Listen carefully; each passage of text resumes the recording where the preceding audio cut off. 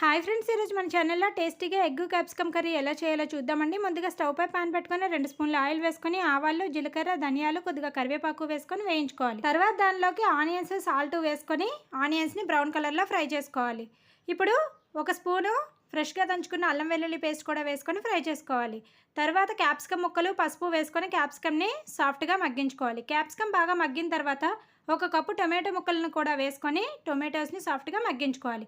అవి మగ్గేలోగా ఒక బౌల్లోకి 2 ఎగ్స్ని తీసుకొని సాల్ట్, కారము, గరం మసాలా వేసుకొని బాగా మిక్స్ చేసుకొని పక్కన పెట్టుకోవాలి. ఇప్పుడు క్యాప్సికంలోకి కారము, ధనియాల జీలకర్ర పొడి, గరం మసాలా వేసుకొని బాగా మిక్స్ చేసుకొని, అలాగే మనం ముందుగా కలిపి పెట్టుకున్న ఎగ్ని కూడా యాడ్ చేసుకొని 1 నిమిషం మూత పెట్టుకొని తర్వాత ఎగ్ని చిన్న చిన్న ముక్కల్లాగా చేసుకొని మిక్స్ చేసుకోవాలి. ఇప్పుడు మరొక నిమిషం మూత పెట్టుకొని మగ్గించుకున్న తర్వాత ఫైనల్గా కొంచెం కొత్తిమీర వేసుకుంటే ఎంతో టేస్టీగా ఉండే ఎగ్ క్యాప్సికమ్ కర్రీ రెడీ. ఇలాంటి మరెన్నో రెసిపీస్ కోసం ప్లీజ్ సబ్స్క్రైబ్ అవర్ ఛానల్.